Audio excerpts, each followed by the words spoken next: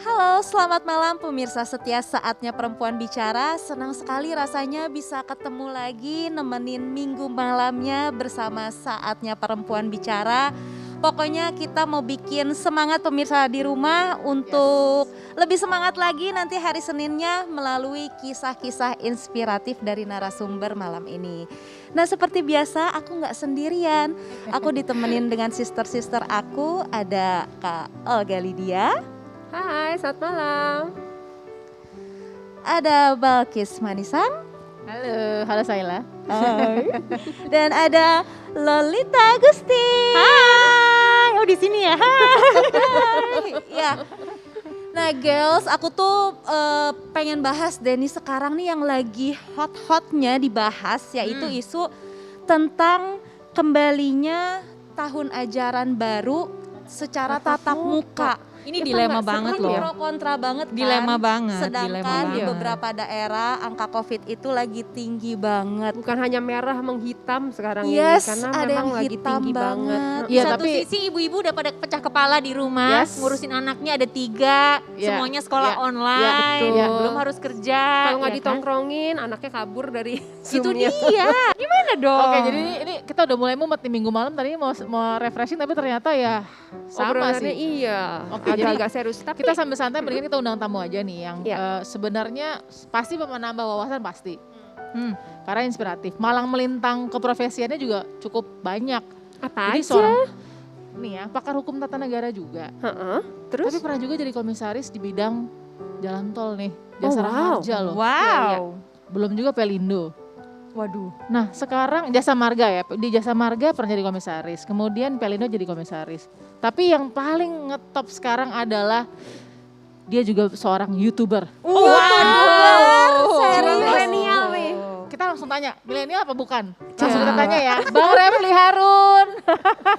Apa kabar Bang? Hai, Mas. Oke, jadi langsung dijawab, ini milenial bukan Nisa kira-kira Sa? Dilihat dari sepatunya ya, dilihat dari sepatunya ya. Formal begini karena tadi saya jadi host. Oh, gitu. Saya ada acara untuk Oke. YouTube saya. Saya buka boleh ya? Berarti boleh. YouTuber, host juga. Aduh. Ya, nge-hostnya untuk YouTube saya. Oh. Jadi kita menggantikan acara Indonesia Lawyers Club. ya. Jadi gimana sebenarnya konsep YouTube-nya Abang nih sebagai pakar hukum tata negara juga sekarang jadi YouTuber? Jadi mau frankly speaking nggak atau Please, enggak. open Oke, frankly speaking, speaking openly ya. speaking Di saatnya ya. perempuan nggak bicara apa-apa harus ngomong jujur. di sini ya? Gak Iya, apa-apa iya. dong. Jadi saya itu ber-YouTube itu karena ingin punya media yang at any time saya bisa ngomong. Jadi tidak tunggu undangan Balkis, kira-kira begitu, ya kan? Tidak tunggu undangan Olga. Punya platform sendiri. Punya jadinya. platform sendiri, bisa live streaming jam 2 malam, jam 3 malam. Saya pernah lakukan semua. Tapi iya. gini Bang, saya penasaran Iya. nih, sebenarnya konten seperti apa sih yang Bang Refli tuh jadi tertarik bikin YouTube gitu loh? Iya, gini, saya kan backgroundnya kan hukum tata negara. Yes. Ya, constitutional law. Jadi konten yang saya bayangkan adalah saya menjelaskan fenomena sosial politik, hukum dari sudut pandang hukum tata negara. Oke. Nah, contoh misalnya, kehidupan sehari-hari kan, nih. Ya, yang terbaru ya. Ya. Yang terbaru saya membahas pertemuan Seknas Jokowi dengan Presiden Jokowi. Oke. Itu virtual kayaknya ya, Ya. bukan langsung. Ya. Saya mengkritik itu dari konsep hukum tata negara, bukan soal suka dan tidak suka. Saya mengatakan setelah Pilpres harusnya yang namanya relawan itu dibubarkan. Karena Jokowi itu bukan presiden relawan, tapi presiden the Republic of Indonesia. Ya kan? Indonesian people. Ya. Dan tidak boleh menggunakan nama Jokowi untuk non-state institutions. Ya kan? Karena institusi non-negara itu tidak boleh menggunakan nama resmi presiden. Jadi bener ya memang ada kritik mau yang konstruktif atau yang mungkin straightforward aja hanya kritik itu memang jadi konten utamanya Iya. YouTube-nya Bang Refli. Iya. Tapi kalau jadi YouTuber berasa mudahan gak Bang? Oh sangat. ini aja Kak, agak formal kan. Saya nggak ganti baju, ya kan? Gitu. Karena ya kita juga waktu itu datang ke meja SPB juga, Iya. Mas Deddy Kobizar juga seperti itu ya, merasa tapi kan memang lebih luas Ya kalau begitu Deddy kan kontennya. memang lebih Luas. muda dari saya. Kontennya lebih luas mungkin karena Iya. bisa apa saja gitu. Nah Dan tapi juga kok dunia Dengan dibedakan? konten entertain dia. yang serius pun mendapat 1,4 juta subscribers. Banyak dong Bang, tiap bulan dapatnya Bang. Lumayan, kalau Mas lumayan. Mas Dedi kan bisanya katanya sampai miliaran tuh. Iya. Ya Bang Refli ratusan juta pasti ada lah. Ada. Tapi kalau dibandingkan dengan waktu komisaris dulu, sama. Gedean gaji YouTuber. Oh, Wah, dari komisaris Jasa Marga dan Pelindo lebih besar Komisaris YouTuber. utama Iya. loh itu. Wow. Saya komisaris utama tapi kan tipe C. Jangan ada tipenya. Beda dong dengan Abdi Iya Sleng. Kalau Abdi Sleng itu tipe A dia. Jadi YouTuber tipe A nih. YouTuber Oh iya, tipe A lah ya. Iya, iya, iya. Kalau YouTuber saya tetap tipe B. Tipe A itu Deddy Corbuzier. Tipe A tuh yang penghasilannya miliaran itu. Iya. Bang Refli, ini aku pengen ngebahas ini nih sama Bang Refli. Jadi kan beberapa waktu yang lalu itu kan lagi banyak banget dibicarakan soal UU ITE kalau menghina presiden itu bisa kena hukuman 4,5 tahun. Nah, ini untuk netizen-netizen juga nih ya, sebenarnya gimana sih Bang? Jadi kalau soal undang-undang ITE ini yang menghina presiden itu nggak masuk undang-undang ITE, itu masuk RUU KUHP yang baru. Kalau ditanyakan kepada saya nggak setuju saya. Kenapa nggak setuju? Karena pada tahun 2006 MK itu sudah membatalkan pasal-pasal tentang penghinaan presiden atau kepala negara yang dulu kita kenal dengan pasal Hatsai Artikelen.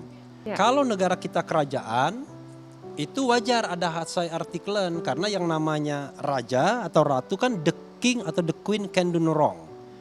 Jadi yang namanya raja dan ratu itu nggak bisa salah, tidak boleh salah kan gitu. Tapi seorang presiden dalam sebuah republik, presiden itu adalah jabatan politik, walaupun jabatan kenegaraan. Dia dipilih dan, dia dicalonkan dan dipilih. Sehingga dia tidak boleh diperlakukan seperti raja atau ratu.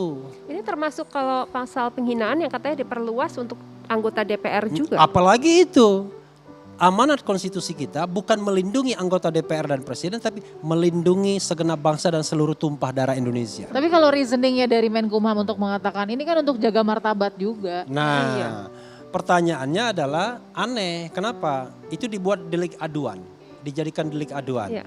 Kalau delik aduan justru merendahkan martabat presiden. Jadi presidennya harus You can ngadu. imagine, presidennya ngadu kepada Polsek, kepada Polres. Ada laporan gitu. Pak, Ya, saya iya. dihina Pak, tolong Pak. Yes. Kan aneh. Jadi seperti apa Bang perbedaannya antara kritik Oh iya, dan saya belum menghina? jawab ya. Iya. Ini untuk netizen Gitu. juga mungkin Abang Jadi juga gini, kritik itu tidak boleh personal. Karena kalau body shaming itu menghina namanya. Ya. Tapi kalau saya mengatakan kebijakan Pak Jokowi itu kurang cerdas, itu saya tidak menghina dia. Tidak personal. Karena menurut saya gini, dunia maya itu kan dunia yang sebenarnya kan kita tidak bisa katakan dunia manusia semuanya.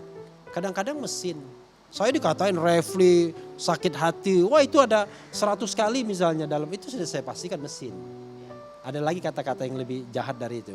Tapi kalau kita ambil hati, kita nggak tahu kan. Ya. Dan pastikan biasanya orang yang menghina itu pastinya kalau nggak anonim, mesin atau orang yang sama sekali kita nggak kenal. Oke, ini ya kalau ngobrol sama Bang Refli jadi begini ya. Pasti akan ada jawabannya dan Ini pasti- baru 2 SKS? baru 2 berikutnya. SKS kan. Bang Refli kalau ngobrol sama kita udah ketahuan kalau mengkritik juga sukanya lekit banget. Jangan-jangan ini ada hubungannya sama masa lalunya. Katanya dulu Bang Refli ini adalah seorang wartawan. Bener gak sih? Pasti banyak yang gak tahu kan. Nanti kita tanya langsung, jangan kemana-mana, tetap di Saatnya Perempuan Bicara.